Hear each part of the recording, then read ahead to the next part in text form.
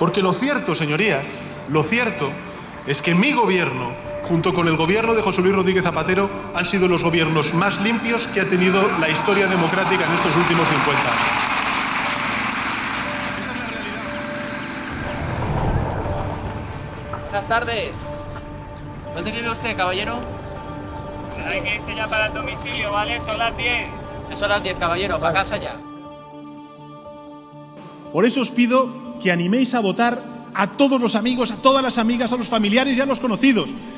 Que quien tenga reservas para votar el próximo 14 de febrero solicite desde ya el voto por correo. Es muy sencillo, es seguro. El voto por correo ha sido en Estados Unidos la palanca del cambio y estoy convencido de que puede serlo también aquí en Cataluña el próximo 14 de febrero. Santa María, Madre de Dios, ruega por nosotros pecadores, ahora y en la hora de nuestra muerte.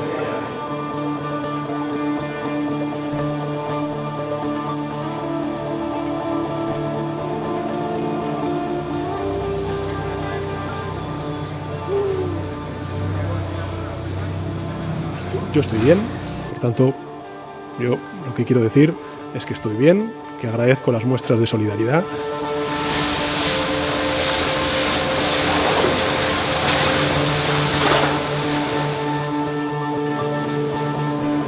Son las 5, no he comido. Creo que también es importante. ¡Puigdemont a prisión! ¡Puigdemont a prisión!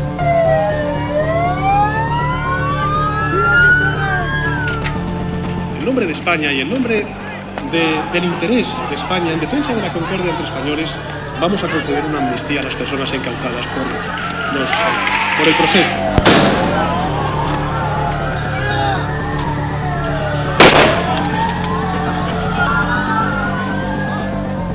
¡Chavales!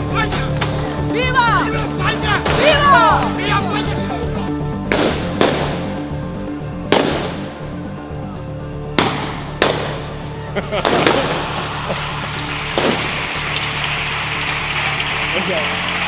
Esta es la mejor.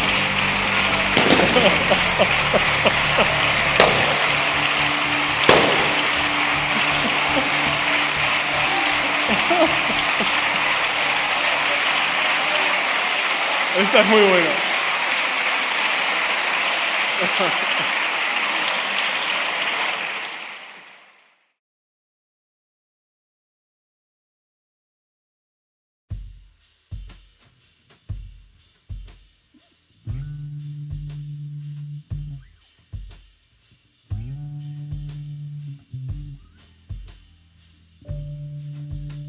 En sus inicios, el guapo. ¿Os acordáis de aquel primer gobierno bonito? Perro Sánchez, Doctor Muerte, El Saunas, Corrupto, Mister Yo Estoy Bien o la ya canción del verano que se corea en cualquier evento donde se junten más de 20 españoles.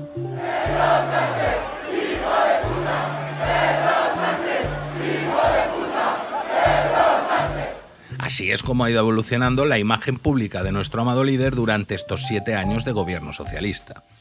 Una etapa marcada por la mentira, o los cambios de opinión, como le gusta decir a él, donde se han traspasado absolutamente todas las líneas rojas que, por mera supervivencia, se autoimponía un régimen que hoy languidece.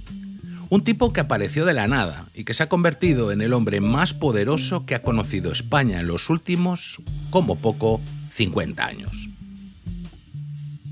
Defíneme a Sánchez en 3 palabras.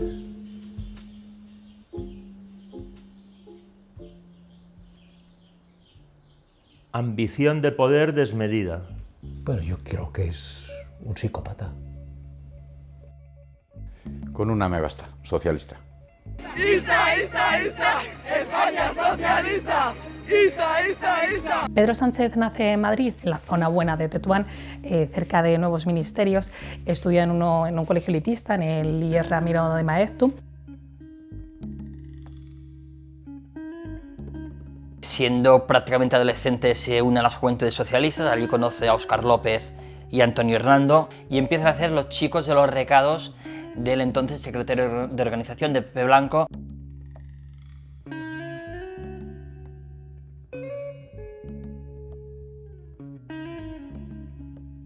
Pepe Blanco les da más confianza, les da más cosas buenas Óscar López y Antonio Hernando, y Pedro Sánchez se queda como el niño tonto. Y ahí empieza ya a tejer como una sensación de que él no puede ser menos que los otros y que él algún día tiene que triunfar.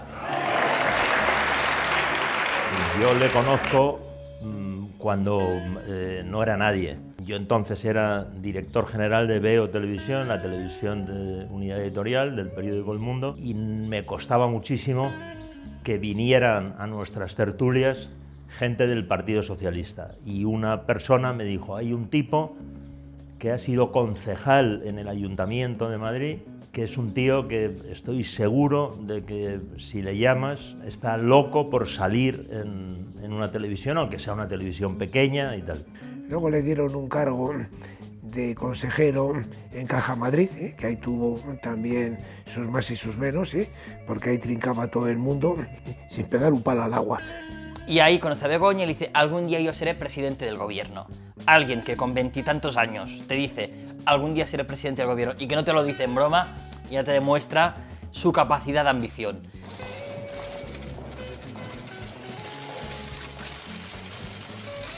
Pedro Sánchez es un absoluto enfermo por el poder. Lo ejerce de forma patológica y además, como lo hace la gente que es especialmente insegura al hacerlo, que es adoptando el defecto de la mitomanía.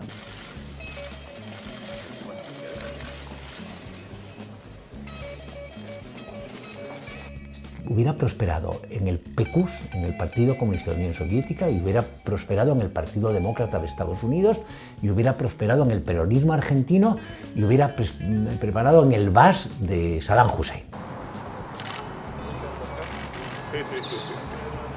Y entonces le invitamos a venir a nuestras tertulias y venía todas las semanas.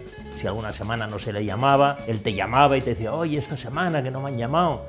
Y nos veíamos, ya te digo, cada mes y pico nos veíamos ahí en la Puerta de Alcalá, y después llegó a la presidencia del gobierno y ni se ponía el teléfono ni me contestó jamás un mensaje.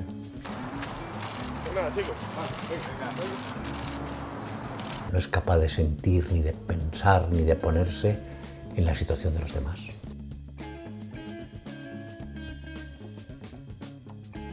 Y yo creo que esa es su gran baza, y resiste, le dan igual las críticas, le dan igual las presiones. Este tipo, que podría ser perfectamente el director de un burdel o de un negocio de saunas, es el presidente del gobierno que va a condicionar la vida de todos nuestros hijos. Siempre ha tenido una obsesión, que es ser el presidente de la Internacional Socialista. Personas de su entorno que le conocen siempre nos han dicho que esta era su máxima expectativa, llegar a liderar a nivel planetario a los socialistas.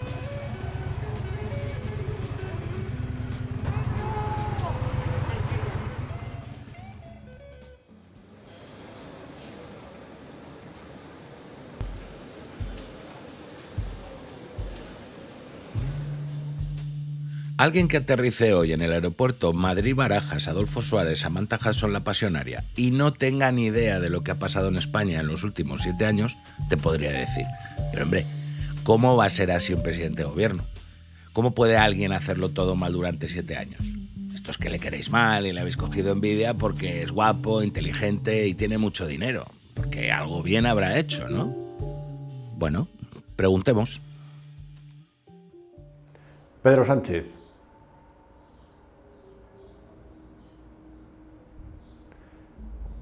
Tendría que pensarlo muy mucho.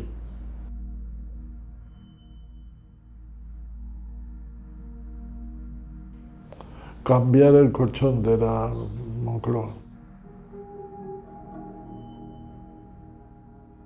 Se debería impulsar el movimiento feminista, pero con feministas no como José Luis Ábalos, que denigra a las mujeres y al revés dice que es feminista porque es socialista.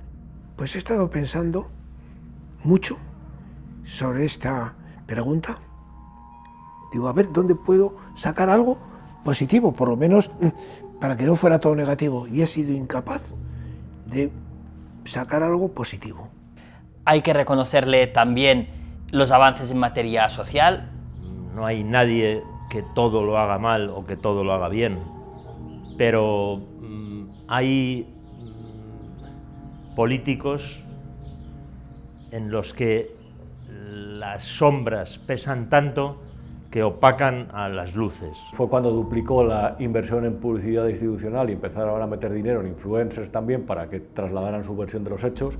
Ahí se puede decir que tuvieron éxito, porque buscaban la colaboración de la sociedad para algo que implicaba medidas como un estado de alarma, que era evidente que era una figura inconstitucional, como posteriormente demostró el Tribunal Constitucional, y es, por decir, ahí mantuvieron el orden público en un momento complejo con medidas que son, pero eso se puede decir que lo hicieron bien, porque les salió bien la jugada.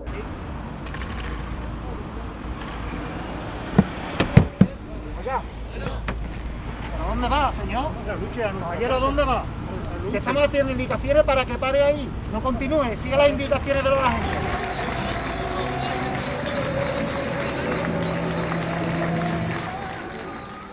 Lo único, así, que puedo decir Sánchez ha tenido éxito es a la hora de desactivar el independentismo, pero a costa de indultos, amnistía, a costa de hacer concesiones con nuestros impuestos, con la deuda de la Generalidad de Cataluña que se mutualizó entre todos los españoles.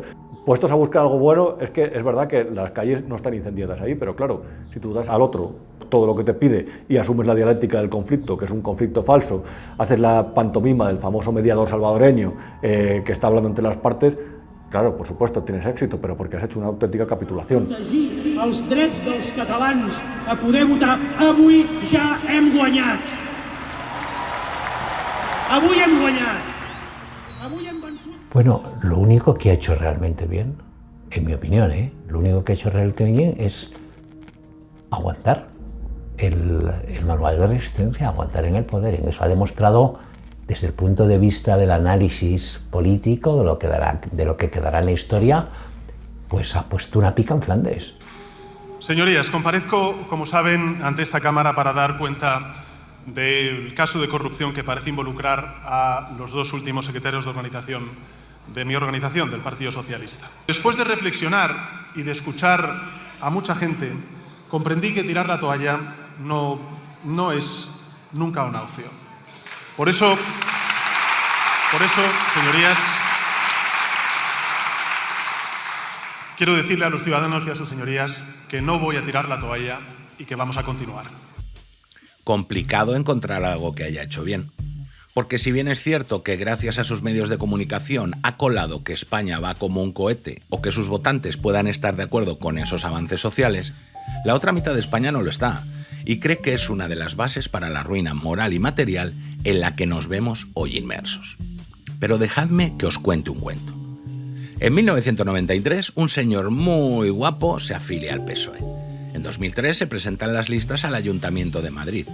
No sale elegido, pero entra posteriormente en sustitución de Elena Arnedo. Se casa con Begoña, hija de Sabiniano, en 2006. En 2008 se presenta como número 21 en las listas al Congreso de los Diputados. El Partido Socialista consigue 15. Vuelve a no ser elegido y vuelve a entrar al año siguiente en sustitución de Pedro Solbes. En 2011 se vuelve a presentar, esta vez un 10º en las listas. A ver si adivináis cuántos escaños sacaron por Madrid.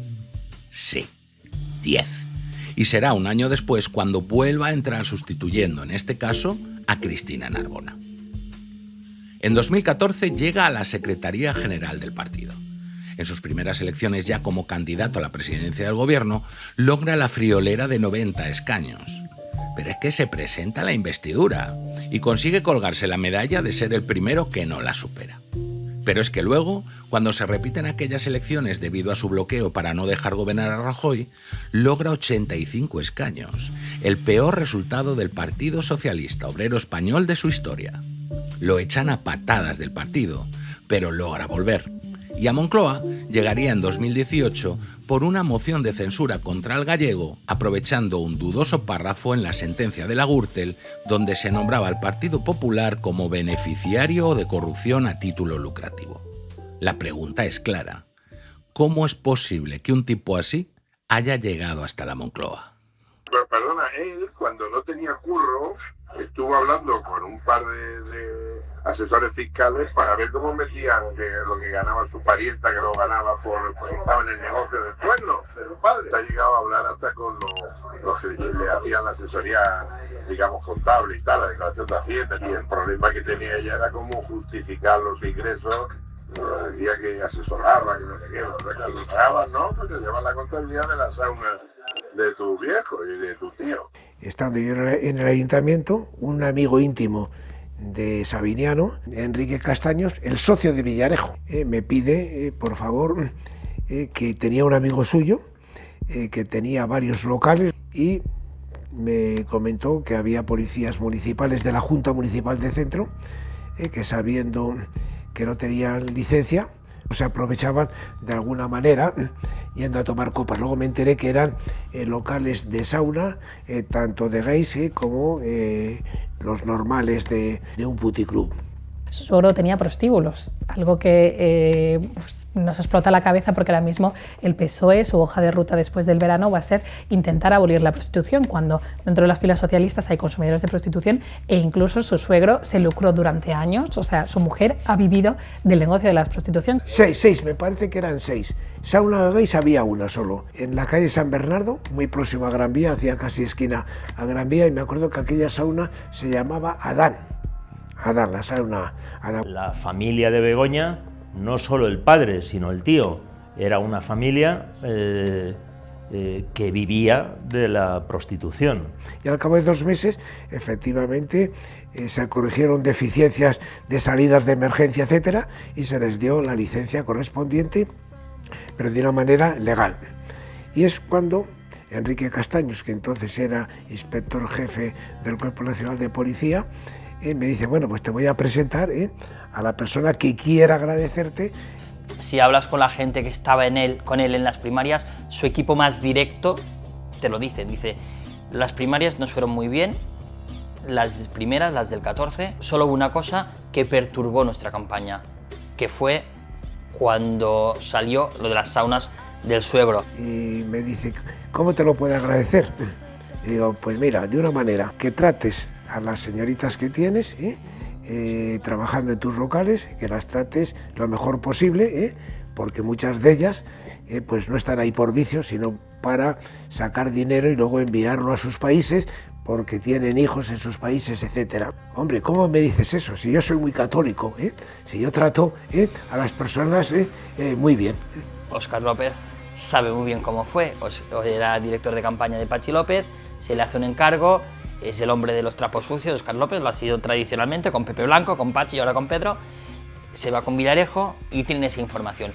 Y hay información de ahí que está guardada desde ese día, y seguramente sea una baza que tienen, por ejemplo, Óscar López o que tiene Patxi López para seguir en el cargo. Háganse la reflexión, ¿alguien cree que Óscar López o Patxi López están ahí por sus méritos?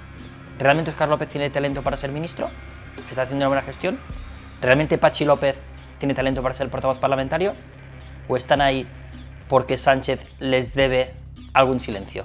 Porque ahora las cloacas son ustedes. Hoy tendría que estar aquí el señor Óscar López y el señor Patxi López para explicarnos las relaciones con Villarejo para deshacerse de Sánchez. El tema de las saunas y de las grabaciones del comisario Villarejo y de luego pues esos audios que han ido saliendo y esas conversaciones en las cuales se viene incluso a describir cómo a través de esas informaciones vaginales, ¿no? O esas presuntas, por decirlo así, informaciones, pues intentaba chantajear a jueces, fiscales, periodistas, etcétera, etcétera, etcétera. Es la España de la cloaca. ¿Qué pudo utilizar él al revés de la que tenía su suegro para las campañas? Bueno, seguramente alguna cosa debía utilizar porque Pedro tampoco es tonto. En esas épocas el comisario Villarejo se dedicaba a grabar a todo el mundo y las saunas no fueron una excepción. Todo está conectado, todo está conectado. Sin estar presente Sabiniano, me dijo Enrique García Castaños, dice, bueno, aquí sabes que grabamos, y ahí es donde ellos grababan, así me lo dijo textualmente, aquí tenemos grabados a personas muy relevantes que vienen aquí pues a su cosa.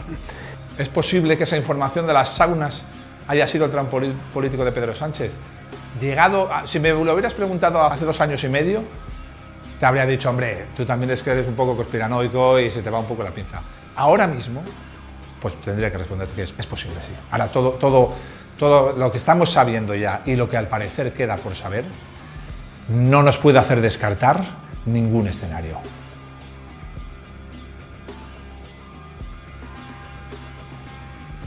Claro, es que la Fiscalía te está pidiendo 9 años de prisión.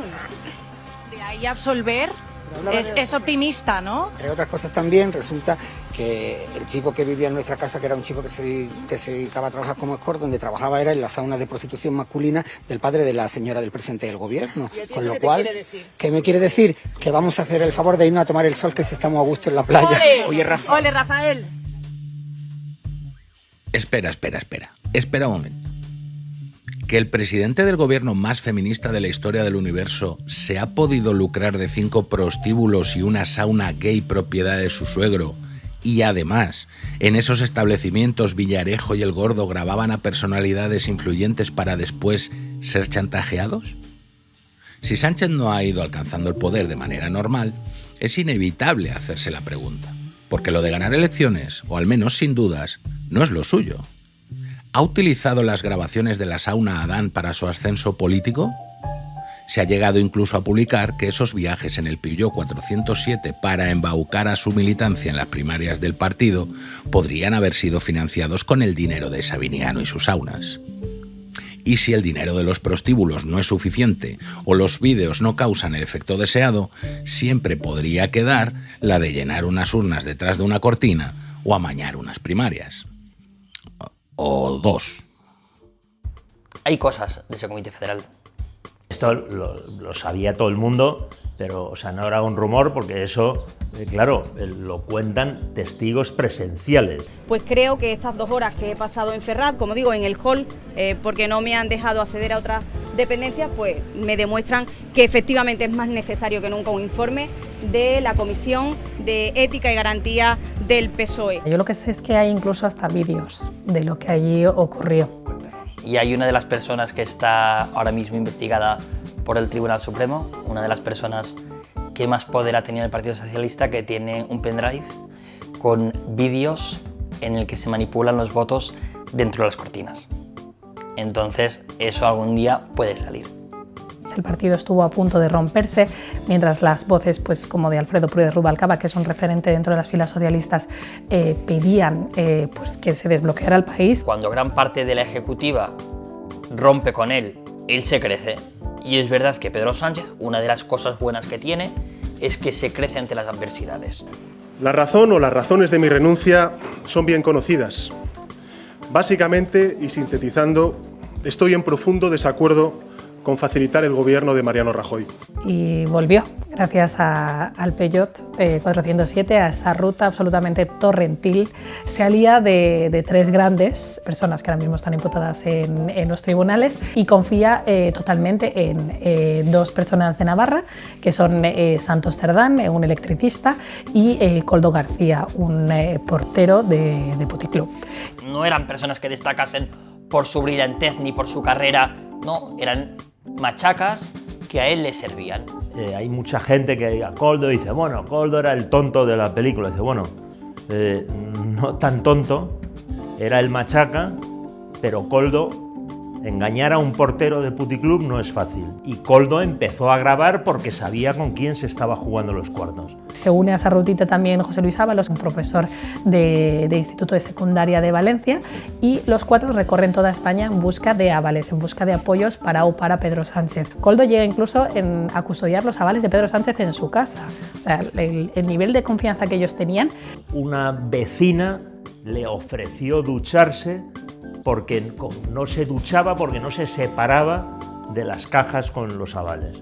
A ver, a veces también nos hacemos la imagen, ¿no?, de Koldo, Ábalos, Cerdaniel en el Peugeot y no. Es decir, seguramente quien más veces se subió al Peugeot es un desconocido, que es Paco Salazar, que fue el director de estrategia de Moncloa, luego lo llevó al hipódromo de Madrid con un sueldazo, lo volvió a rescatar en Moncloa. Salazar es una pieza muy importante para la victoria de Pedro Sánchez en Andalucía. Recordemos que si en Andalucía Pedro Sánchez no sería secretario general. Ahora hemos conocido también que amañó hasta las primarias. De hecho, Koldo le dijo a Santos Cerdán que tenían que introducir 2 votos para amañar estas primarias y que fuera el presidente en detrimento de su contrincante de Madina. Madina se ha quedado callado y no dice nada. Y yo recuerdo aquella tarde en Ferraz que la compañera Estefanía Molina, que entonces estaba en el Nacional, dio la exclusiva de que Sánchez había ganado las primarias y nos quedamos así diciendo se ha tomado 2 whiskies aquí delante nuestro aunque no la hayamos visto y se ha tirado a la piscina. Y no, y Pedro Sánchez ganó las primarias y nos quedamos todos con unos ojos como platos diciendo ¿y esto cómo ha podido pasar?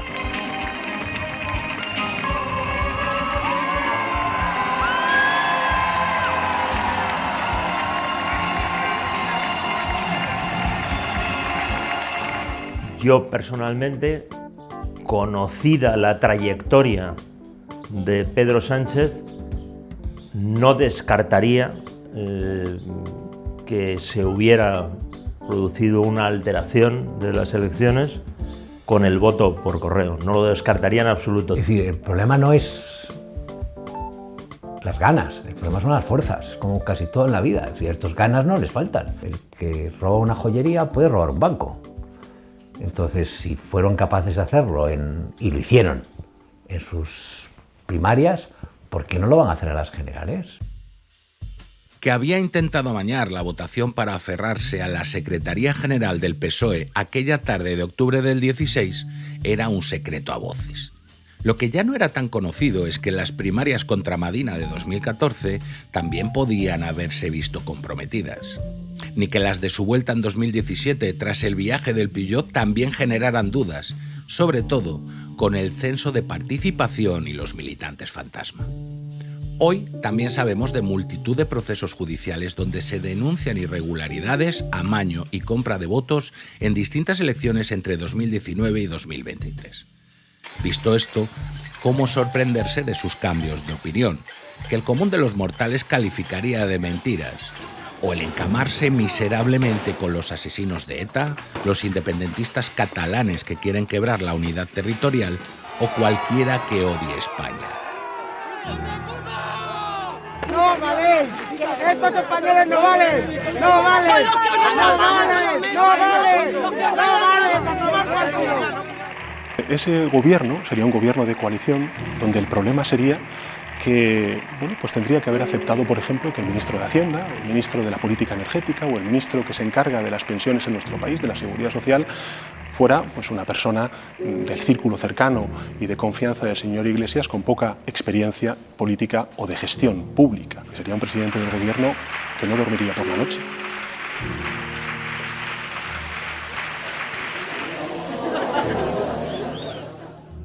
Hasta las elecciones del 28 de abril, yo creo. Ahí es cuando hace un poco el cambio de chip y cuando cambia por completo, le ha gustado eso del poder y ya renuncia a todo a cambio de estar en el poder. La primera renuncia es el pacto con Podemos. No voy a dormir si tengo a Podemos en el gobierno. Bueno, pues lo tuvo y dormía bien, porque se le había descansado. Merche Aizpurúa, hoy portavoz parlamentaria de H. Bildu, fue antes periodista, profesión de la que fue apartada durante un año por una condena por enaltecimiento del terrorismo. Si quieres lo digo 5 veces o 20 durante la entrevista.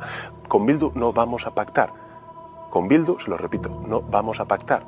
Él, con este discurso de que viene la extrema derecha y un gobierno progresista, pacta con los herederos de ETA y con un interlocutor que era un especialista en secuestrar a la gente, como Arnaldo Otegi, y que por las tardes obligaba a los secuestrados les daba un revólver y a que jugaran a la ruleta rusa. Él decide convertir a Arnaldo Otegi en un hombre de paz.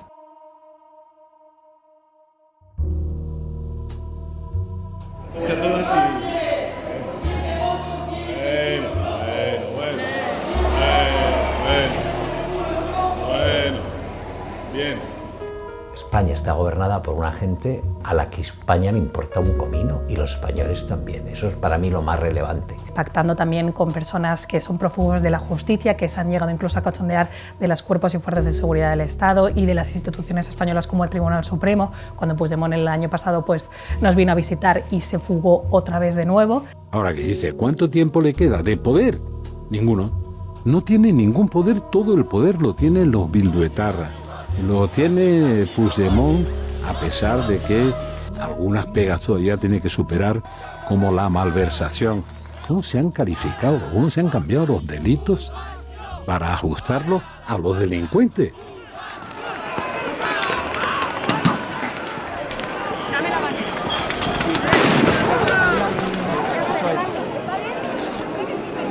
¿Dónde tiene la brecha?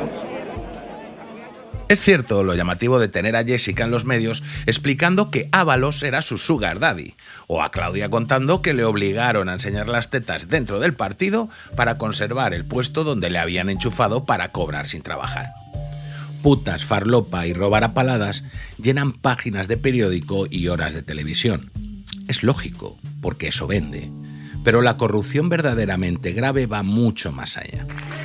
La amnistía a los golpistas catalanes con las siempre presentes cesiones, el gobernar con aquel que decías que no dormirías tranquilo, o la infamia de meter a los herederos de ETA en las instituciones a decidir el futuro de todos los españoles. Eso también es corrupción. Porque para lograr mantenerte en el poder sin el apoyo de tus ciudadanos traducido en votos, debes contentar a todos tus socios parlamentarios. Y para ello necesitas asaltar todas las instituciones del Estado. Pues él, una vez dentro, lo que ha hecho es poner la maquinaria a su completo servicio, como han hecho muchos dictadores en otros países a lo largo de la historia. El Pleno del Congreso de los Diputados ha elegido a los siguientes miembros del Consejo de Administración de la Corporación RTV. Don Miquel Calçada i Olivella. Prometo exercir fidelment el meu càrrec de conseller de Ràdio i Televisió Espanyola amb respecte a l'ordenament jurídic vigent. A l'ordenament jurídic vigent en cada moment. Gràcies. Doña María Teresa Martín del Caz.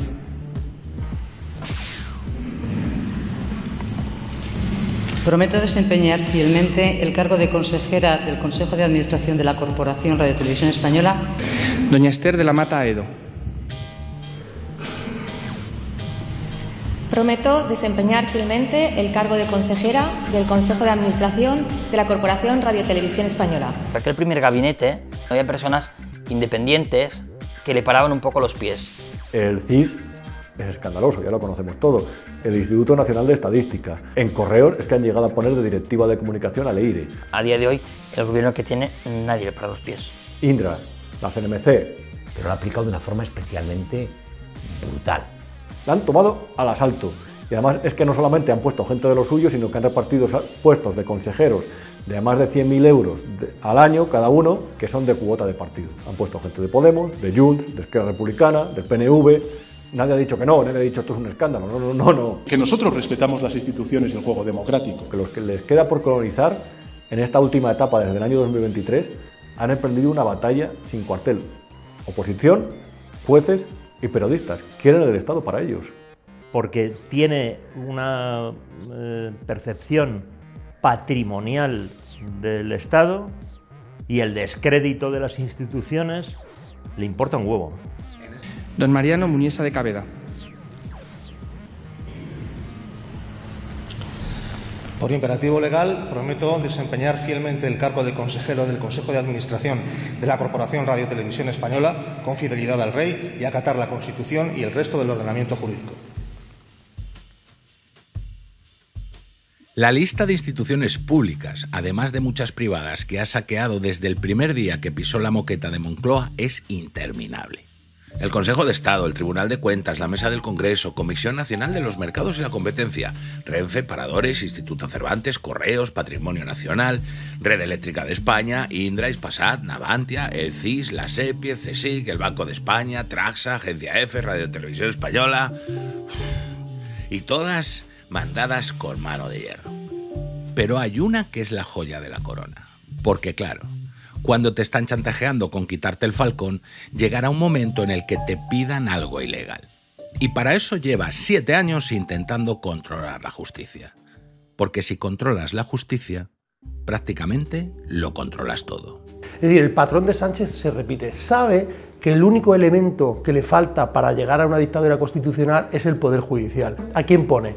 A Dolores Delgado. Como de ministra de Justicia pasa a ser fiscal general del Estado. ¿Y por qué la sitúa en la Fiscalía General del Estado? Porque necesita el control absoluto de las decisiones jerárquicas de la Fiscalía. Es que la Fiscalía, ¿de quién depende? ¿De quién depende? Sí, del gobierno. Pues ya está. Que la Fiscalía es como el Ejército, es un cuerpo jerárquico y por tanto hay que obedecer las instrucciones que dé el fiscal superior. Que si se nombra un fiscal sectario, en este caso claramente militante del PSOE, que encima ha tenido responsabilidades de gobierno. ¿Qué hace cuando salta todo el caso de Dolores Delgado? Por la puerta de atrás mete a García Ortiz en la Fiscalía para que destruya cualquier atisbo que pueda haber de democracia o de imparcialidad y neutralidad en una Fiscalía que no es del Estado, sino que es la Fiscalía General del Gobierno. El Tribunal Supremo ha decidido hoy enviar al fiscal general del Estado al banquillo. ¿Cree usted que ha llegado ya el momento de que Álvaro García Ortiz presente su dimisión? No ha habido en Europa, y yo creo que en el mundo entero, que un fiscal general del Estado con esa función, que esté imputado por un grave delito de revelación de secretos y que todavía ni siquiera cautelarmente se le haya puesto fuera de su función. Nosotros respaldamos la acción del fiscal general del Estado, creemos en su inocencia y por tanto cuenta con el aval y el apoyo del Gobierno de España. Pero es que encima el delito que se le acusa al actual fiscal general del Estado es un delito que tenía finalidades políticas, de socorrer al PSOE y atacar al principal partido de la oposición. Tiene por objeto la revelación de un secreto profesional, porque la conversación que pueda tener un abogado con la Fiscalía para eventualmente llegar a un acuerdo, eso es secreto profesional. El secreto profesional debe estar absoluta y radicalmente garantizado. Entonces aquí se ha producido algo que ya rompe todos los palos del sombrajo. La fiscal jefe de Madrid tiene que cesar, ser suspendida en sus funciones por estar imputada. ¿Quién le tiene que suspender? El fiscal general. ¿Quién es el fiscal general? El compañero suyo que está imputado. ¿Cómo su inferior jerárquica va a emitir un escrito de acusación acusándole? Pues ha hecho un escrito de acusación exculpándole. Otro verdadero escándalo. Es que la Fiscalía, ¿de quién depende? ¿De quién depende? En el caso Begoña Gómez, Begoña no tiene una defensa, tiene dos, la suya y la Fiscalía. Porque si bien en los cambios de gobierno se producen alteraciones o modificaciones en los cargos de las principales instituciones de este país, él sí que ha sabido colonizar y sobre todo dirigir la mirada, no a aquellos organismos comunes del cambio de personas en un cambio de gobierno. O sea, él ha dirigido toda su artillería hacia el Poder Judicial. Entonces, si no tenemos una justicia como tal, independiente, etcétera, adiós libertad. Dolores Delgado era fiscal, entonces lo que no se puede permitir es que un fiscal o un juez vaya a la política y luego pretenda regresar. Ahora, la experiencia de Delgado no es la única. Campo, que fue ministro de Justicia y que era juez, ahora es juez del Tribunal Constitucional. Necesita una serie de instrumentos para, si alguien se le va de las manos, se le va de control, poderlo reconducir, y ese es el Tribunal Constitucional.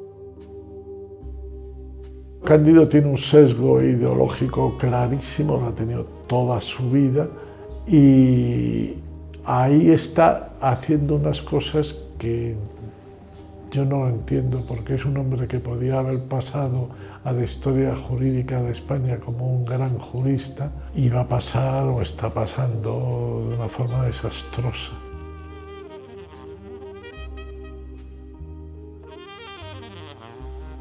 Si no existiera un Tribunal Constitucional socialista, no podría tener lugar la ley de amnistía. Es verdad que una persona que se arrepiente eficazmente de un delito muy grave, normalmente no va a pedir que se le indulte. ¿Por qué? Porque si de verdad se arrepiente de lo que ha hecho, comprende que debe pagar de alguna manera. Claro, aquí se está indultando a gente que ni hay propósito de enmienda, ni hay arrepentimiento, ni hay devolución de lo que se han llevado, ni hay colaboración con la justicia. Aquí no hay nada de eso. Aquí simplemente es un regalo porque tú eres de los míos o porque no eres de los míos, pero me interesa el voto de los tuyos. Le da el visto bueno Pedro Sánchez para llevarla al Congreso de los Diputados. Ahí se produce la segunda barbaridad.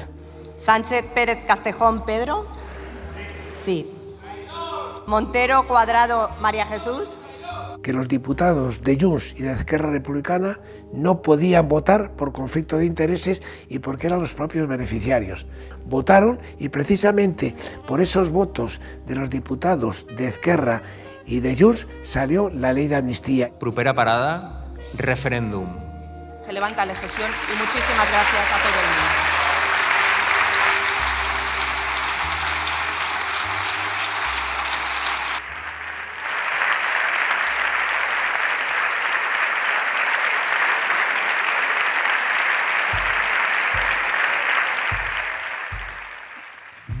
El fiscal general del Estado que coloca tras no poder meter a Dolores Delgado, imputado. Conde Pumpido en el Constitucional corrigiendo cualquier cosa que le venga mal, incluso echando por tierra sentencias firmes del Tribunal Supremo. La Junta Electoral Central, Indra y Correos para quién sabe si echar mano de un puñadito de votos que le falten en un momento de dificultad. Pero no lo tiene todo. Un puñado de valientes de la sociedad civil representados en las acusaciones populares, la UCO y algunos jueces haciendo su trabajo, están poniendo en jaque su plan maestro. Y eso no lo pueden consentir. El PSOE puede tener un plan muy bien trazado, y un plan de conquista que puede llegar a esclavizar y hacer lacayos a todos. Pero ¿qué es lo que ocurre? Que a veces surgen elementos, el factor humano.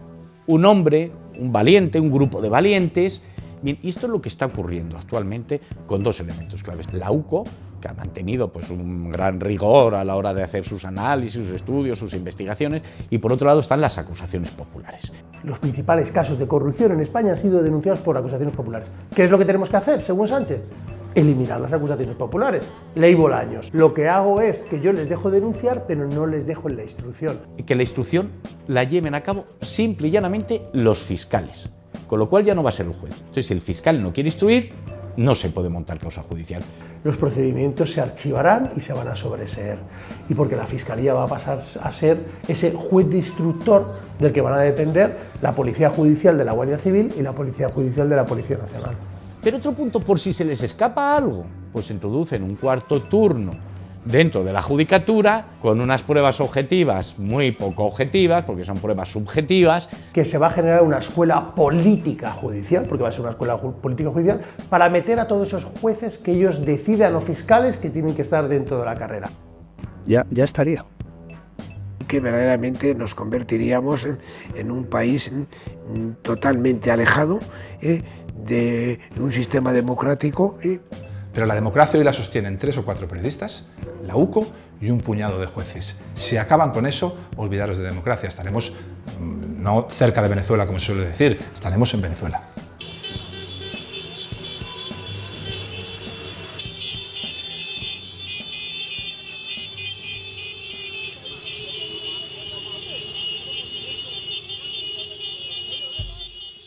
Otra de las preguntas que nos asaltan viendo todo esto es cómo puede ser posible que nadie le haya parado ante los pies. Parte básica de esa fiscalización del poder la debe asumir la prensa. Y salvo honrosas excepciones de algunos periodistas, el silencio de los otros, de los vendidos, le permitió tener una primera legislatura muy cómoda, donde hacerse con el control de casi todo el aparato del Estado, aunque nos hubieran cerrado en casa 2 veces de manera ilegal. Por mucho y grave que haya hecho, si nadie te lo cuenta, simplemente no existe. Y en ese sentido, los medios de comunicación son fundamentales para un funcionamiento democrático óptimo. La separación de poderes es básica, y no la hay. Los medios de comunicación privados los ha tomado gracias a la catarata de millones que ha repartido en publicidad institucional. Los públicos los ha conquistado al asalto.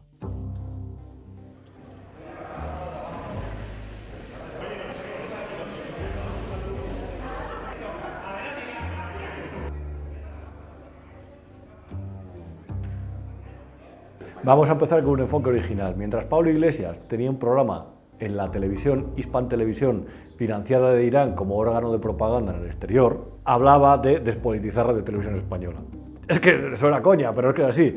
Intentaron formar un consejo de administración provisional, con gente tan despolitizada como Cristina Fallarás, Ana Pardo de Vera, perfiles de ese típico, apolíticos, ya sabemos. Reclutaron a Rosa María Mateo, que no se enteraba de nada, ella mismo lo dijo, yo estaba en el jardín jugando con mis nietos y me dijeron, oye, ¿quieres venir aquí? Y dije, vale. Se elaboró un plan para prever la posibilidad de que una o varias de las sedes de Radio Televisión Española afrontasen un episodio de contagio importante. Porque la llamaban para 3 meses, se pasó 3 años y ellos tomaron el control. No hay precedente, y eso que todos los gobiernos, todos sin excepción, han controlado la radiotelevisión pública, pero la obscenidad de este gobierno es insuperable.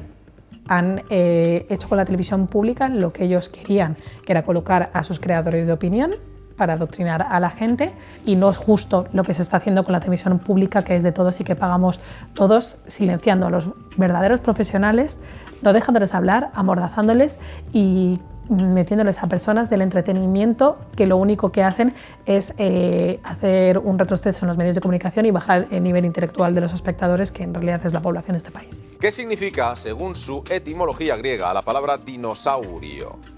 Reptil gigante. No es correcto. Eso, lo que no llega al público a través de información, llega a través del entretenimiento. No te dejan tranquilo ni cuando tú te crees que te están hablando de otra cosa. El periodismo en su conjunto está en un momento de profunda crisis, sobre todo económica. ¿Qué es lo que ocurre? Para pagar la nómina en el país necesitan que el gobierno les ponga la manguera.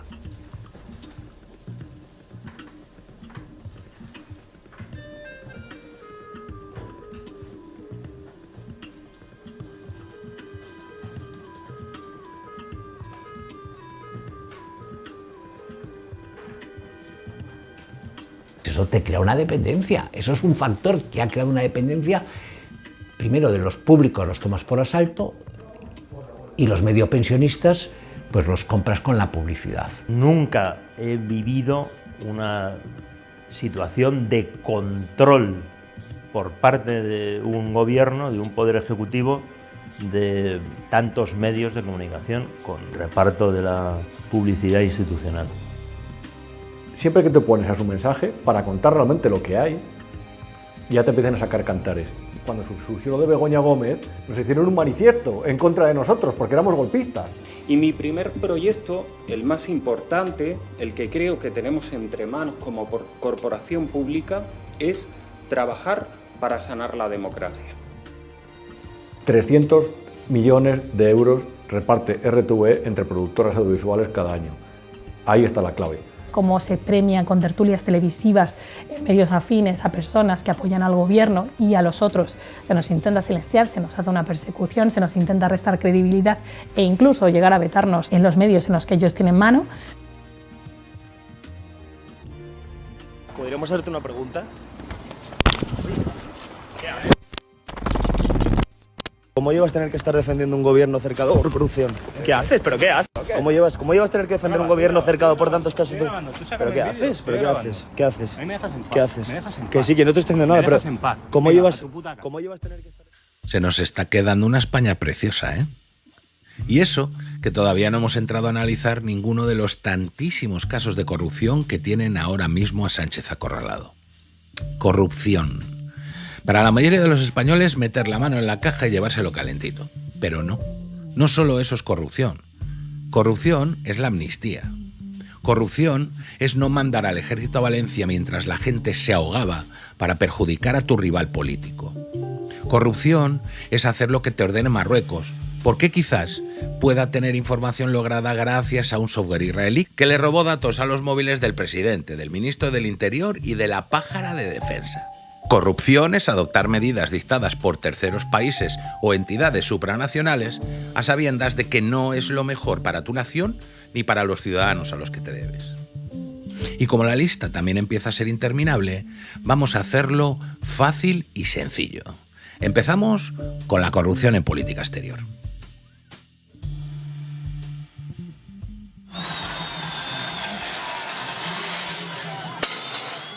Es que sabéis que hoy termina la Vuelta a España. Nuestra vuelta. La Vuelta Ciclista a España.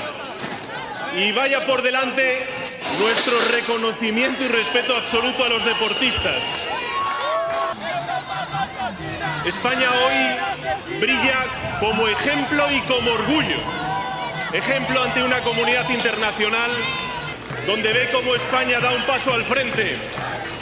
Así que vivan los derechos humanos y viva el pueblo español. Digámoslo con orgullo y con ejemplo, que es lo que somos ante el mundo.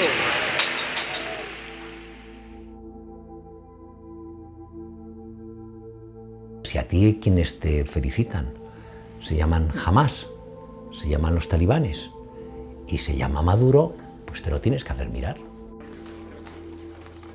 Lo más grave es la corrupción de los líderes por parte de potencias internacionales. Eso elimina el concepto de soberanía. Antonio Hernando, del secretario de Estado de Telecomunicaciones, a las órdenes de Óscar López. Óscar López es un hombre de Pepiño Blanco. Pepiño Blanco es el consejero delegado de Acento. En un momento, además, en el que la Unión Europea está intentando vetar el acceso de Huawei a sus redes de 5G por una cuestión de seguridad, estamos hablando de seguridad militar también, y nombran a este señor secretario de Estado. La vicepresidenta de Huawei España era Tisa James, que es la pareja de José Manuel Álvarez. ¿Sabéis dónde está Tisa James? De consejera de Hispasat. Reitero, seguridad militar. Que es un factor constante que no se puede olvidar. Se están forrando. Y ahí se están forrando los actuales y los que gobernaron en tiempo de Zapatero. Desde el año 2015, el Departamento de Seguridad de Moncloa recomienda que todos los transportes y la movilidad de quien ostenta la presidencia del gobierno se hagan por medios aéreos. Entonces los viajes a Dominicana no son ajenos a que Caracas está a 40 minutos de Santo Domingo en avión. Es la isla, el paraíso fiscal, donde hay todavía secreto bancario, donde es muy complicado investigar sin órdenes judiciales, porque es una incógnita todos los vuelos del Falcon que han llegado hasta allí, todas las escalas que han hecho dirigentes del Partido Socialista, como José Luis Rodríguez Zapatero.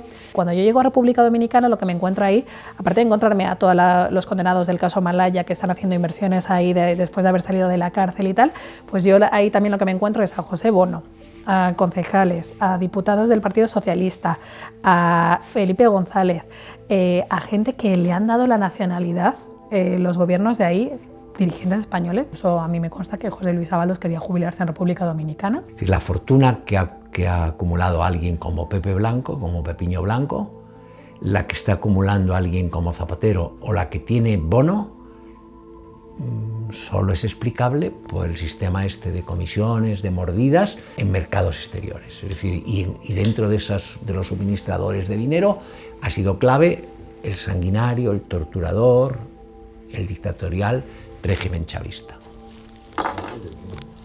En cuanto firmen con la petrolera de uno, ¿vale? La mitad es tuyo, al mes. Firman un contrato para suministrar, ¿vale? Un petrolero, ¿vale? Todos los meses llevando bruto, ¿vale? Yo entiendo que el tema de las putas es muy divertido para el lector que quiere entretenerse, pero aquí lo relevante es lo que se desliza de cuestiones como que Koldo le diga a Ábalos que hay una petrolera venezolana que está dispuesta a pagar $500.000 de euros en comisiones. Lo grave es PDVSA, lo grave es que hace el Grupo de Puebla, como se ha ido introduciendo poco a poco en España. Eso lo que requiere es un debilitamiento de las instituciones, adaptar la legislación nacional a los intereses de Puebla para que aquí se puedan hacer sus negocios de una forma bastante fluida. Y los negocios son con petróleo a cambio de comisiones, con el narcotráfico y con el comercio de metales preciosos. ¿Cuándo tuvo conocimiento de la llegada de la señora Delcy Rodríguez al aeropuerto de Barajas y a través de quién la tuvo? Yo no tuve conocimiento de la llegada de la señora Delcy al aeropuerto Adolfo Suárez Madrid-Barajas. ¿Por qué no se ha hecho un informe del servicio de aduana del equipaje que llevaban los pasajeros de ese avión? O si se ha hecho algo, ¿sabe usted si se ha hecho algún informe al respecto? Lo desconozco porque AENA, como gestor aeroportuario, no tiene ningún tipo de competencia en cuanto al control de fronteras ni al control de aduanas. ¿Quién lo tiene? El control de fronteras y el control de aduanas es competencia del Ministerio del Interior, en el caso del control de fronteras a través de la Policía Nacional y en el caso de las aduanas a través de la Guardia Civil.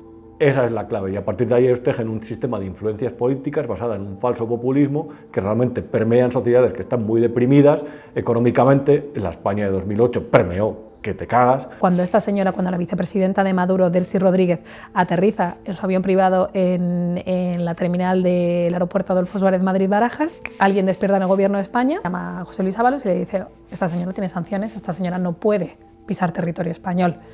Ábalos ya había organizado esto, Aldama estaba presionando y Aldama se va a buscarle en su coche, en un Q7, a Ábalos y a Koldo, y se plantan en la terminal ejecutiva de Barajas, que Fernando Lázaro publicó las fotos de esta señora pisando suelo español cuando no podía, cuando nos íbamos a meter en un problema de política exterior con la Unión Europea, que es a quien nos debemos y no nos debemos a Venezuela. Y la llevaron a una sala de la terminal ejecutiva con la connivencia de guardias civiles, de policías que trabajaban ahí, de policías que han sido premiados.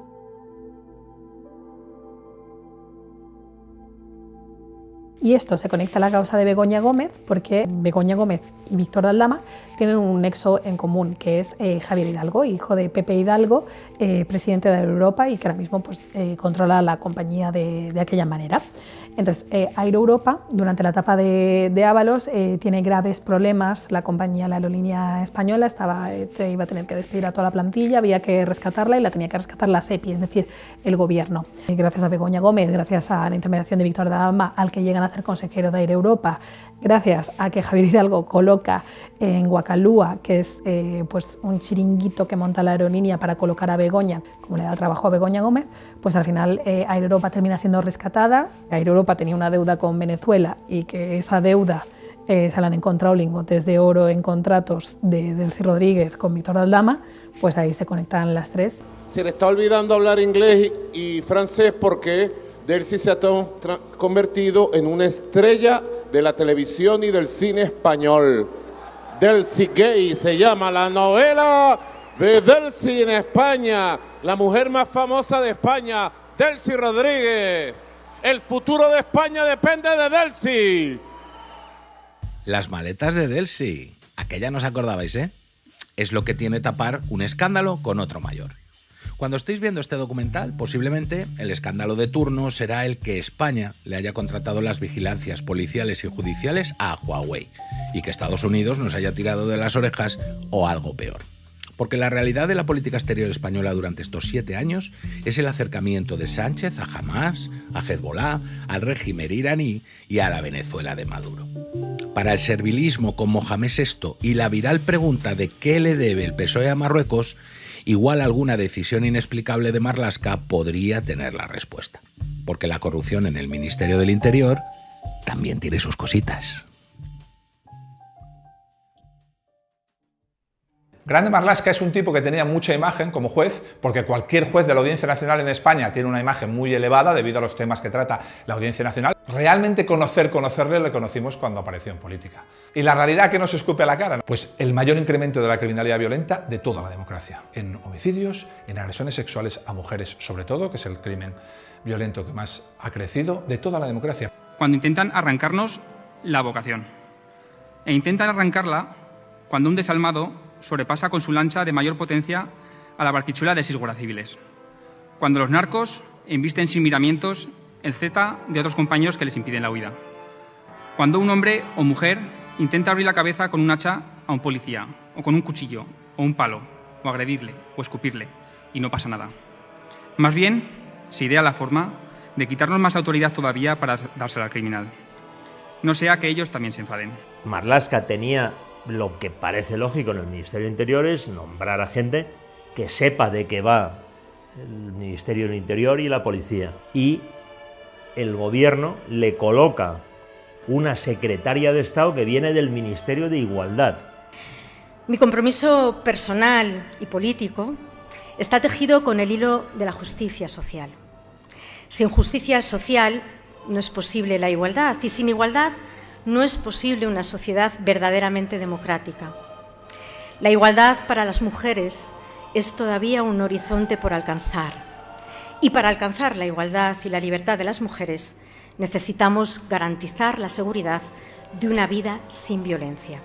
Sabe del Ministerio del Interior lo mismo que yo de energía atómica, cero. Ahora se ha cargado ya, a la UDEF se la ha cargado ya el ministro, Grande Marlaska.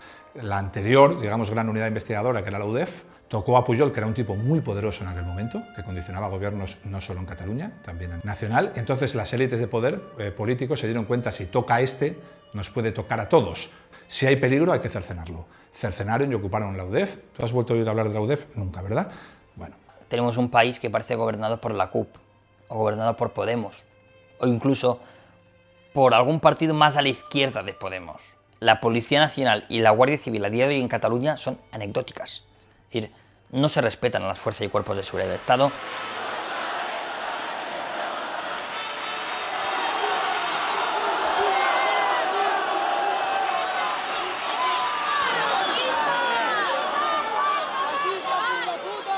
No tienen la dotación económica que deberían tener para investigar, no tienen los recursos, no tienen incluso el material necesario para actuar en la calle. Se les da órdenes en manifestaciones específicas de actuar en una u otra dirección y no siguiendo criterios técnicos, sino siguiendo criterios políticos.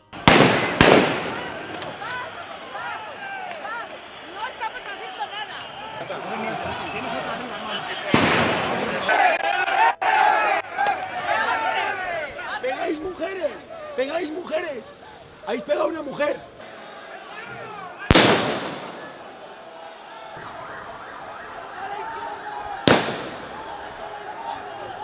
¿Por qué se desmantela Oconsur? Oconsur es la primera unidad antidroga europea que estaba venciendo al narco. Nosotros teníamos un método tradicional de enfrentarnos al narco, que es que los políticos cada 6 meses preparan una macrooperación, te incautan 50 toneladas, por el otro lado están entrando 500, ¿vale? Pero ellos ya tienen una rueda de prensa, unas estadísticas, el delegado del gobierno, el director general, el ministro, las medallas que se reparten, los mandos policiales que reciben esas medallas porque han estado al frente de las operaciones. Al final es un negocio redondo, no hay mucho riesgo, no hay mucho coste, solo hay recompensa política. 10, 12 detenidos, petaqueros, lancheros, ayudantes. Pero yo creía que no sabíamos que eran ustedes. Perdonadnos, por favor. Si soy policía no tenemos ningún problema. Los verdaderos narcos, en sus apartamentos de París y en sus chalets de Miami, se reían de nosotros. Y aparece Oconsur. Dicen, no, esto no se hace así. Aquí hay que ir por los delitos conexos, hay que ir por dónde acaba el dinero, hay que seguir el rastro de la capacidad económica de esta gente y hay que llegar a la cabeza de la hidra. Esto nos va a llevar años, pero vamos a poder conseguirlo. Empezaba a tener resultados.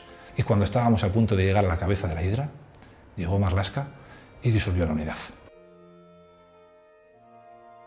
Cómo se cargó Oconsur con un problema tan formidable como es el problema del narco en la línea y Algeciras y alrededores. Es una decisión insólita, pero es que todo es insólito en relación con esta gente. Porque es evidente que lo hace a conciencia, pero sabe el coste en imagen que supone para él. Entonces, para revertir ese coste, Marlaska se va a Cádiz y nos vende el cuarto plan contra el narco. Da una rueda de prensa, dice que estamos ganando la batalla, dice que tenemos medios materiales suficientes y personal humano suficiente. Al día siguiente de esto, aparecen narcos haciendo trompos en el puerto de Barbate. Era reírse del ministro, no se podía consentir, evidentemente. Y entonces es cuando empieza esta cadena de decisiones, que siempre nace en el nivel político, que acaba en un coronel, en un general que llama a los funcionarios, compañeros que están en el propio puerto, y les dice aquello de salid ahí y haced lo que podáis, a tipos que habían jurado servir hasta morir. Misma. ¿Esta es la Guardia Civil con esa lancha? Con esa mierda, por lo que tienen, claro, lo que tienen aquí. ¿Qué tienen? No tienen otra cosa. O sea, que le vale, que le vale, que le vale. Hostia. Si te matan a 2 guardias civiles, te los hacen picadillo en Barbate, tú esperas una reacción, primero, mucho más honorable de la Guardia Civil. Hay una asumida responsabilidad ninguna. La única que tuvo huevos en toda esa historia fue la viuda de uno de los asesinados, la única. Más ella que todo el cuerpo junto. Miren aquí el cachondeo de esta lancha de mentira. ¡Dispara la Piolín! ¡Dispara la Piolín! Mira, lo comió. Se estaban riendo de ellos. Se estaban creando oleaje con sus motores alrededor suyo para reírse de ellos. Pues si no teníamos capacidad de abordar, disuadir o detener, ¿qué hicimos ahí dentro? Allí salimos a proteger el discurso del ministro. Salimos a proteger el discurso político del día anterior. Eso fue lo único que salimos a hacer allí.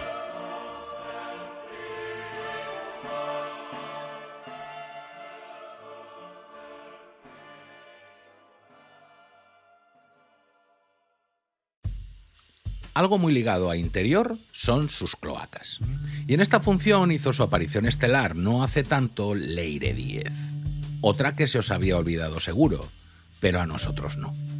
Una señora a la que ponen en Correos y que ya fue señalada como posible amañadora de elecciones. Pero es que además, Leire se dedicaba, según sus propias palabras, a buscar información de los jueces y los responsables de la UCO que estaban instruyendo las causas contra Begoña y el hermanísimo, para así poder desacreditarlos, extorsionarlos o algo peor. Pero espérate, porque hay más. Leire entregó en Ferraz un pendrive que, repito, según ella misma, contenía los vídeos grabados en la sauna Adán del suegro de Pedro Sánchez. ¿Dónde acabará ese pendrive? A saber. Leire, también imputada. ¿Empezamos ya, queréis? Empezamos ya, todos.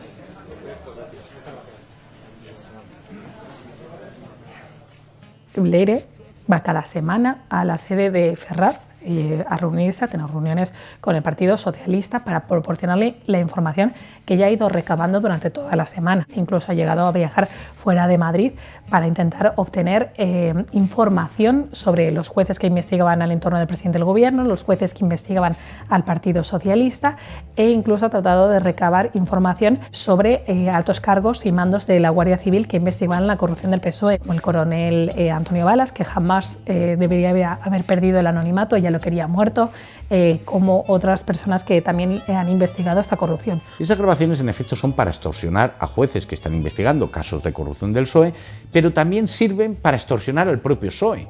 ¿Por qué? Sin entrar a dar nombres y detalles, pero hay algún empresario que tiene causas abiertas en la Audiencia Nacional. Entonces hay sospechas de que tuviera grabaciones incriminatorias del PSOE, y lo que podría querer es que el PSOE logre parar esas causas, bien, y a cambio él no hace públicas esas grabaciones. Pero Sánchez siempre se ha jactado de que el PP había llegado al poder a través de las cloacas, a través de las grabaciones del comisario Villarejo, de que existía una policía patriótica. Eso también es un discurso que asumió mucho Podemos, que difundía bulos sobre ellos. Con el Partido Popular vivimos unas cloacas que eran igual de horrorosas, igual de insoportables, pero que eran de una cuestión interna. Ahora se están utilizando los resortes del Estado para ir contra la oposición. Son cosas completamente distintas. Y no solo contra la oposición, porque también se ha ido contra los socios. Es decir, ahora estamos viendo prácticas más similares a las de países como Venezuela o Rusia que a las de un país democrático. Y con eso no estoy acusando a nadie, es un hecho. Ese tipo de fontaneros te pueden destrozar un país, te lo minan por dentro.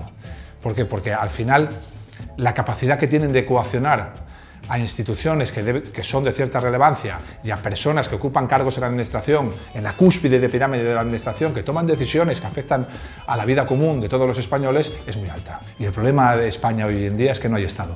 No existe el Estado, solo hay gobierno.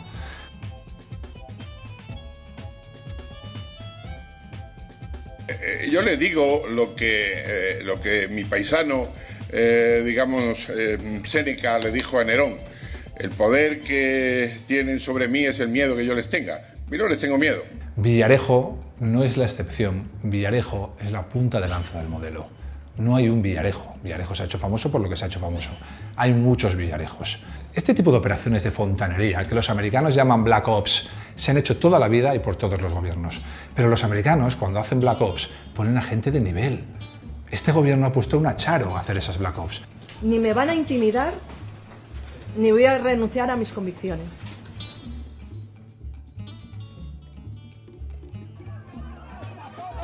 Excalibur no está solo, Excalibur no está solo, Excalibur no está solo, Excalibur no está solo. Venga, que ya vamos con lo que estabais esperando. Lo más reciente. Putas, farlopa, dinero, muchísimo dinero, tráfico de influencias, la corrupción de toda la vida, la de todos los gobiernos. Bueno, lo de las putas y la farlopa es marca PSOE, pero ya me entendéis. En los 2 últimos años se han ido instruyendo varias causas judiciales que trascienden de Sánchez y que tienen como protagonistas a muchos miembros del Partido Socialista.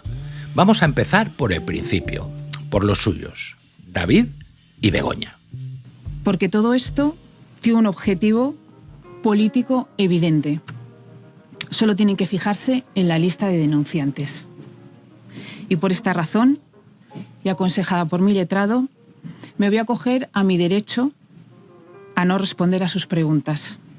A Begoña Gómez se la nombra catedrática de una cátedra extraordinaria sin tener título habilitante ninguno, en el sentido que no es ni siquiera licenciada. La han nombrado catedrática de la Universidad Complutense gracias a quien es su marido, porque ella recibe en Moncloa al rector de la universidad. Financia esa cátedra a través de grandes empresas a las que llega por ser la esposa de Pedro Sánchez.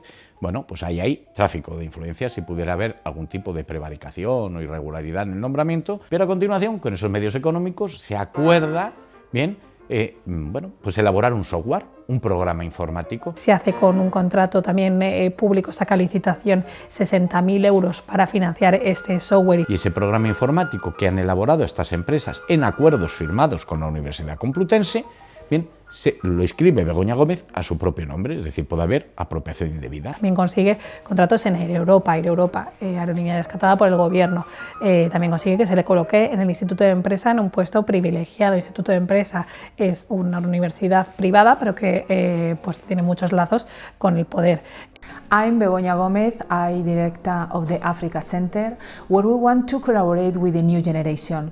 Holding a view to giving them opportunities, we will allow them to become more sustainable. ¿El presidente tuvo conocimiento de lo que hacía su mujer o no? Esta es la cuestión fundamental. Si tuvo conocimiento, participó.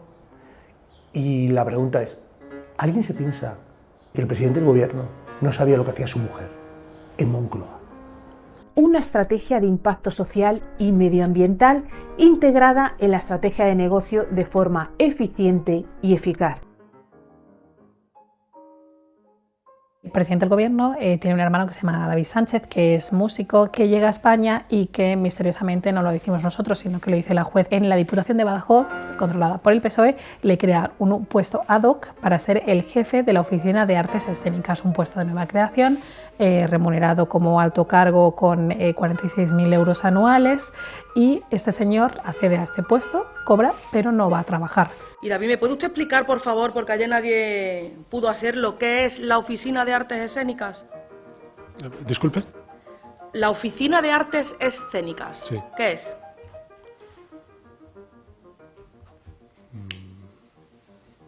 Ni tiene despacho, ni tiene ordenador. La gente, sus compañeros no le ven. Él dice que hace trabajo telemático, sin embargo, muchas veces está fuera de España. Incluso reside en el Bas, reside en Portugal, un pueblo que está a 15 minutos de Badajoz. Bueno, pero más allá aún, pues tiene un amigo. Ese amigo es asesor en la Moncloa y decide que él quiere llevarse a su amigo a Badajoz, y como quiere llevarse a su amigo a Badajoz, se organiza también un procedimiento para adjudicarle una plaza, y este es Luis María Carrero Pérez. Esta investigación también ha derivado en la imputación del expresidente de la Diputación, de Gallardo. Este señor está intentando burlar a la justicia. Lo que hace cuando le propone la juez para ir a juicio es aforarse, es meterse dentro del partido, obligando a otros diputados a renunciar a su acta para él protegerse judicialmente. Por cierto, Vamos a regenerar también la vida política de este país. ¿Sabéis qué vamos a aprobar el próximo viernes en el Consejo de Ministros? Vamos a aprobar la reforma constitucional para acabar con los aforamientos.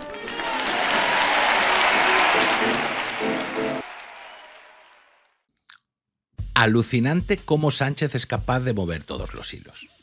La historia sería que el señor Google, el señor Indra y el señor Telefónica deciden, sin mediar presión, recomendación o prebenda de Moncloa, diseñar un software para una cátedra que consiguió Begoña de la Complutense sin tener titulación. No sé, suena a estafa privó. Y al hermano también. Llega a trabajar, bueno, trabajar igual no, llega a cobrar de la Diputación de Badajoz sin aptitudes para el cargo que le dan. Y cuando les pillan, el presidente de la Diputación que le da ese cargo se salta a tropecientos que estaban antes que él para entrar en el gobierno regional y así poder aforarse. A mí me lo van a tener que explicar muy despacito eso de que Sánchez no sabía nada. Como hay que explicar muy despacito todo el chorreo de corrupción que viene a continuación. El Tito Berni, el caso mediador ya es, no se sabe nada, ha quedado como algo lejano, ¿no?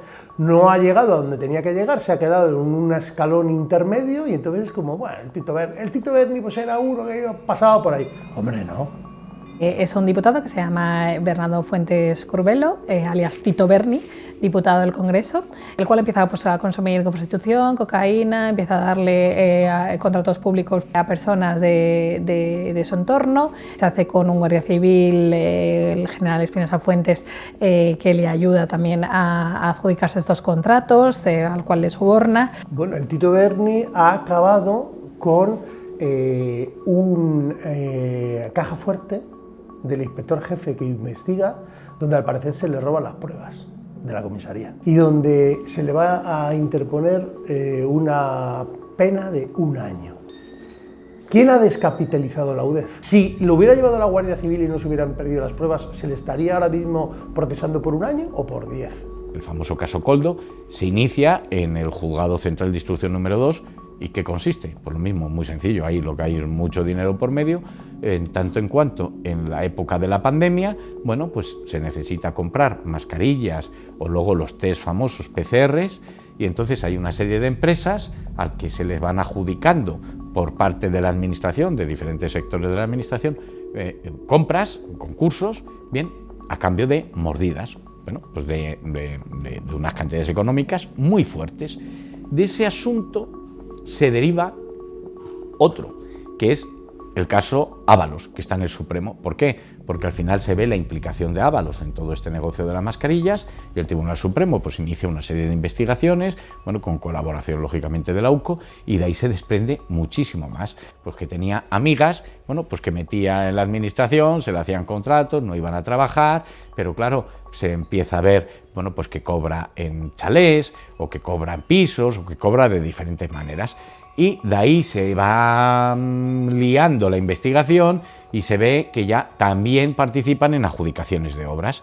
Y por ese medio de adjudicaciones de obras, pues aparece otro, el que sucedió a Ábalos en la Secretaría General del Partido Socialista, que es Santos Cerdán. Pues Santos Cerdán también cobraba comisiones por adjudicaciones de obras.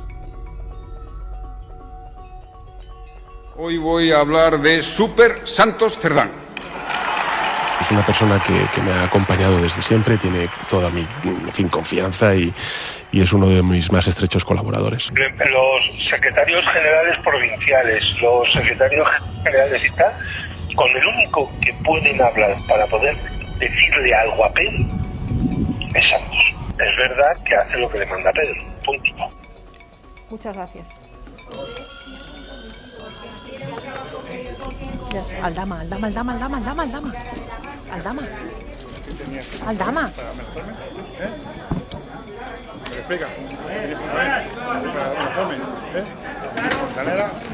En todos estos procedimientos, bueno, pues por medio anda Aldama, anda por medio el rescate de Europa, porque es que el rescate de Europa aparece tangencialmente en el asunto de Begoña, porque Begoña empieza su relación a través con la Complutense, primero pasa por Bacalúa, donde está Hidalgo, bien, pero es que el rescate de Europa también es el famoso oro de Delcy, pero también está en las mascarillas. Víctor Aldama va el pasado de diciembre al Tribunal Supremo y entrega un papelito en el que figuran una serie de concesiones de obra pública en la que presuntamente se habían repartido comisiones a través de contratistas que pertenecían a diferentes territorios que estaban controlados por diferentes personas dentro del PSOE, a las que presuntamente les correspondían unas comisiones en función del territorio en el que se entregaran.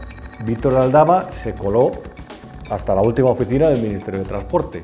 Víctor de Aldama también ha habido fotos en las que hay fotos que se han publicado en el Confidencial en el que estaba en calle Ferraz. Víctor de Aldama fue el que les ayudó a que llegara Delcy Rodríguez a España. La UCO ha encontrado documentación de Víctor de Aldama en la que aparentemente habría colaborado en mover unas decenas de barras de oro desde Caracas hasta Moscú pasando por Zambia. Eso lo que significa es el régimen venezolano necesita capital, Delcy necesita cobrar su dinerito, hace falta un intermediario y Moscú necesita oro. Víctor de Aldama estuvo en prisión provisional dentro de la famosa trama de los hidrocarburos. La trama de los hidrocarburos, entre otras cosas, implicó la creación de múltiples empresas dentro de España, en principio sospecha la UCO y todo presuntamente, reitero, para mover el dinero que se ingresaba de esa forma que era trucha. Estos tenían testaferros. Hay empresas en las que se ha demostrado que estaban asociados con personas, entre ellos el que negoció la compra del famoso chalet en la Alcaidesa donde se quedaba José Luis Ábalos. Esa persona que lo negoció había sido chofer de Pedro Sánchez en las elecciones primarias de 2017. Víctor de Aldama, que había estado contratado también por Huawei para ser uno de los representantes en España, también había sido contratado por Europa en un rescate con dinero público. Este era asesor, es decir, esta labor es legal, le había contratado a la compañía, en un rescate en el que se ha demostrado que tuvo un papel activo Begoña Gómez también. Víctor de Aldama ha llegado a decir en televisión que a José Luis Rodríguez Zapatero había estado en su jet para moverse entre República Dominicana y aparentemente Caracas. Creo que se ven bastante bien las conexiones, ¿no?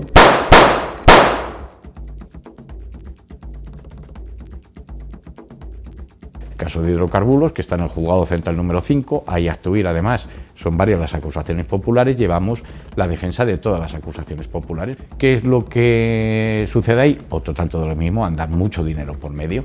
¿Por qué mucho dinero por medio? Porque la venta de hidrocarburos da muchos beneficios al no ingresar el IVA. Pero claro, los hidrocarburos inician porque consiguen una licencia de los ministerios de turno y esa licencia, pues hay serias sospechas de que se ha conseguido por amiguismo político, por pago de comisiones, pero es que en ese procedimiento, tanto en ese de hidrocarburos como en el caso Coldo, también aparece por ahí tangencialmente que hay una señora, Pano, que lleva dinero en efectivo a Ferraz. Luego ahí puede haber financiación ilegal, bien, del PSOE, o hay sospechas. Esas sospechas se afirman aún más o reafirman en el Tribunal Supremo, la causa Ábalos, que ya ha dejado de ser la causa Ábalos para ser la causa PSOE.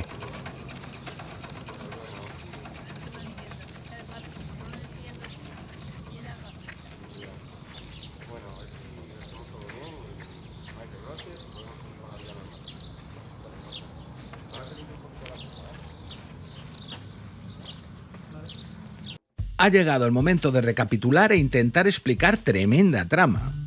Todo, por supuesto, presuntamente, que en esta casa somos muy de la presunción de inocencia. Un tipo que sale de la nada y que no tiene ningún mérito significativo, se casa con una muchacha cuya familia vive de prostíbulos y saunas gays. Saunas en las que Villarejo y el Gordo grababan a personajes influyentes para extorsionarlos. Con este currículum logra tocar moqueta 3 veces por sustitución de un cargo electo y llega a la Secretaría General del Partido Socialista tras unas primarias que arrojan dudas sobre su limpieza. Pero ojo, que lo echan a patadas en 2016 y aún así consigue volver en otras primarias todavía más manchadas que las primeras, tras un viaje que nadie sabe quién financió en un Peugeot 407 lleno de mangantes. Como a Moncloa llega gracias a una moción de censura cuando su fuerza parlamentaria eran de 85 míseros diputados, necesita los apoyos de etarras, independentistas fugados y aquellos que, según él, no le dejarían dormir tranquilo. Y desde el minuto 1 pone el aparato del Estado a sus pies, colocando a gente del partido en los más altos cargos de poder. La justicia, medios de comunicación, Ministerio del Interior, Exteriores, todo a su servicio. Y todo está conectado. Todo. Desde justicia se asegura los indultos, sacar adelante leyes aberrantes y silenciar a cualquiera que ose oponerse a su persona. Los medios de comunicación solo hablarán de lo bueno que es y lo inmensamente mala que es la mega ultra turboderecha. Desde Interior podrá reprimir cualquier protesta y, sobre todo, controlar a la policía, que debería investigar ciertos delitos que puedan tener como protagonista a él, a los suyos o a sus socios, tanto españoles como extranjeros. Exterior también tiene su importancia capital. China y Huawei, Marruecos o la posición entre Irán e Israel no son nada comparado con lo que nos llega de Venezuela de la mano de José Luis Rodríguez Zapatero. Pero es que también habría una relación entre Delcy Rodríguez, las maletas y el rescate de Air Europa, por la posible intermediación de Begoña con su muy amigo Javier Hidalgo. Todo esto lo cuenta Víctor de Aldama, que verdaderamente es el perejil de todas las salsas y que también nos está empezando a contar el caso Hidrocarburos, una de las mayores tramas de corrupción de la historia de Europa. Y a donde no llega el aparato del Estado, aparecen los tentáculos de las cloacas. Leire Díez se encargaba de buscar información para hundir a los jueces y guardias civiles de la UCO que le estaban haciendo la puñeta, entregando, según ella, un pendrive a Cerdán con las grabaciones de las saunas para que fuese puesto en conocimiento de Fiscalía, que también controla él. Pero es que además, Leire tuvo un alto cargo en Correos, que si lo unimos al control de la Junta Electoral Central e Indra y los antecedentes de las últimas primarias del PSOE, pues eso, que si anda como un pato, es blanco y hace cuac. Y por último está lo chusco y el robo a paladas. Desde Ferraz, Ábalos y Cerdán controlaban el partido e intermediaban en muchas adjudicaciones de contratos y obra pública, con el aderezo de las putas, las amigas colocadas en organismos públicos y la cocaína. Siempre aparece cocaína.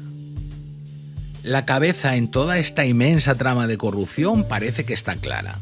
O no, según algunos, porque empieza a aparecer el nombre de José Luis Rodríguez Zapatero por todas partes.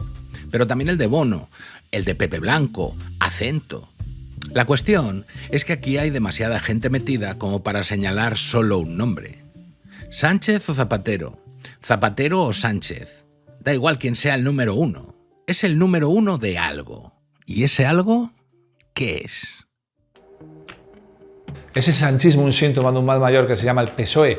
Sí, ya tenemos que convenir que sí. Me parece triste cómo percibo en la calle que todo el mundo de lo que habla es de las putas de Ábalos, ¿no? Porque es verdad que cosas de la vida parece Torrente. Ábalos, que nació en un pueblo que se llama Torrente. Pero a mí eso me parece, siendo repugnante, no me parece lo nuclear del asunto. Lo nuclear es la corrupción política y la corrupción económica.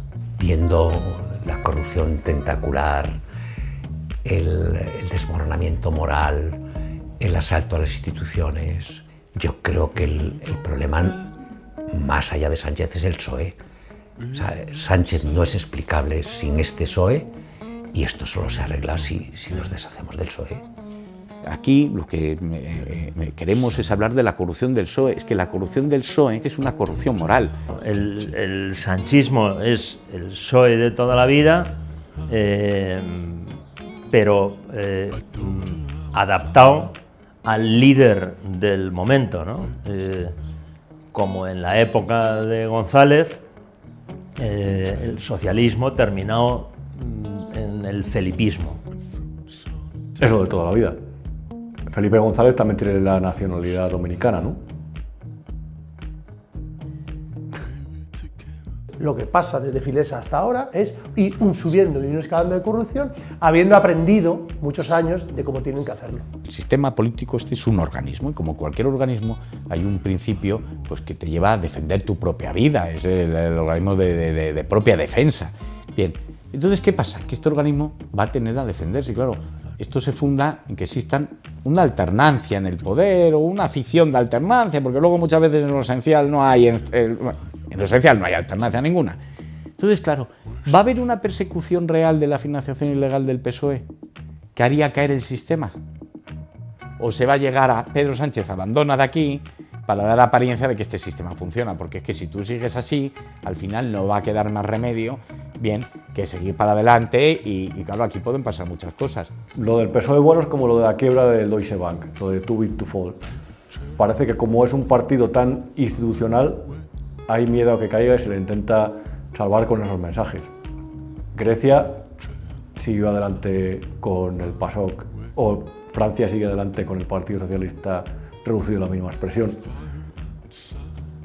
A mí siempre me hacen sospechar esos mensajes del PSOE bueno. Viendo la historia del PSOE, pregunto, ¿dónde está el PSOE bueno? O sea, cuando se habla del Partido Socialista, ellos te hablan, honradez, no sé qué. Bueno, la historia del Partido Socialista es una historia bastante negra. Desde el año 34, no me voy a extender, hasta nuestros días. Es una historia que ha estado salpicada de sangre, que ha estado salpicada de muerte y que ha estado salpicada de corrupción. ¿Cabe la posibilidad de ilegalización del PSOE? Yo pediría la ilegalización del Partido Socialista. Han metido la mano en la caja desde que son partido, tienen una historia criminal a sus espaldas que empiezan a principios del siglo pasado, que tiene golpes de Estado, que tiene mucha sangre vertida, que tiene incluso en periodos de gobierno democráticos o supuestamente democráticos como el republicano, persecuciones que acababan con la vida de personas por pensar diferente o simplemente por ser religiosos. Tiene 40 años de silencio absoluto por cobardía, que son los 40 años de la dictadura franquista, donde ni se les esperaba, y luego de repente reaparecen en la democracia, elevados por todas las élites económicas de este país, para anunciarnos un mundo nuevo. Mira, que vayan a engañar a su padre. El PSOE es pura degradación moral, que va seguida generalmente de degradación económica y desde luego de un escenario cultural que nos aboca a un mundo muy difícil de aceptar, porque es un mundo que choca frontalmente contra todo aquello que construimos para convertirnos en la civilización más libre y próspera que ha conocido la humanidad.